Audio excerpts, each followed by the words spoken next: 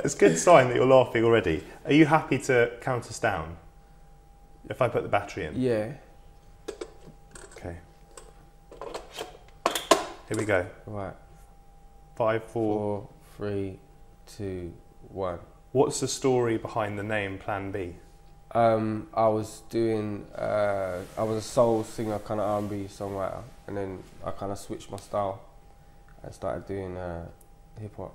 So it was kind of going from singing mushy, kind of emotional love songs to talking about the stuff I did in the first album, which I felt was social commentary on what was going on in my environment. It was more important than just singing a love song to a girl. Do you feel that through your music you have a voice? Yeah, of course I do. It's like I was watching Notorious B.I.G. movie last night, right? And it is a corny film, and it's filled with cliches and that. But one thing I started thinking about is that, you know, just because I'm rhyming words together in a kind of musical way and putting them over music, it gives me so much power, like, to influence so many other people. Do you know what I mean? But all I'm doing is talking. All that's coming out my mouth is words. You know what I mean? How would you describe your music? It's storytelling, and I use different genres of music to tell stories.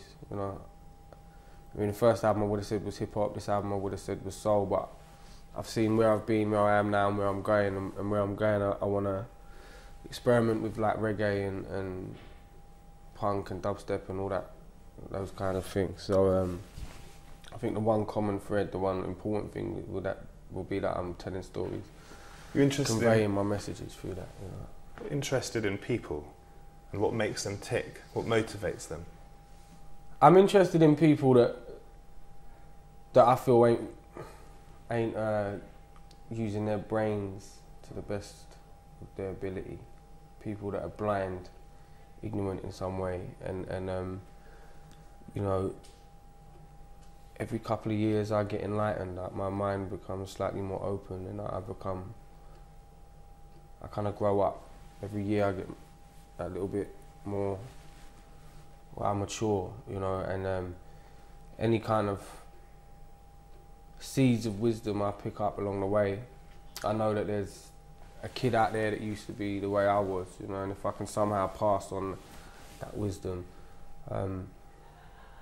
then I'm going to make a difference in someone's life, you know what I mean? And especially the kids who I feel that I wrote my first album for were the kids from the council estates, the kids that, you know, their parents didn't really raise them, and they didn't listen to authority figures, they don't listen to police or teachers, they listen to gangster, rap, hip hop.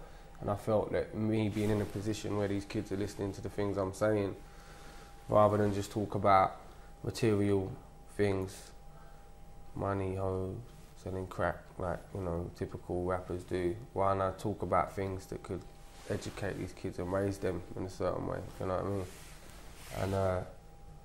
And your real name is Ben. My real name is Ben. And where were you brought up?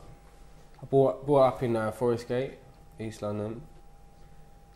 You talked about 22 years there, I think.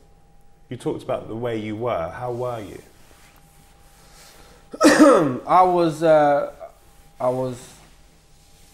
I was angry because I felt like I was being ignored by the world. I felt like I didn't have a voice. Nothing I said mattered. You know, my opinions on things, nobody wanted to listen to, because, you know, I was just some kid, you know, without a job, who lived at his mum's house. But I had ideas, you know, I saw how I could change things. You know, talk about politics and that, talk about David Cameron's Broken Britain. So do you see your celebrity now as a positive thing, a way that you can communicate your message as well as through your music? Yeah, definitely.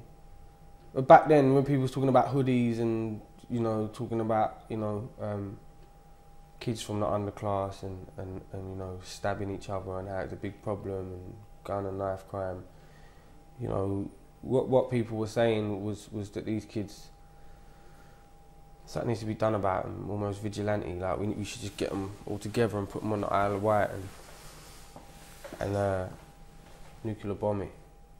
And I was saying, no, I know these kids, they ain't evil kids.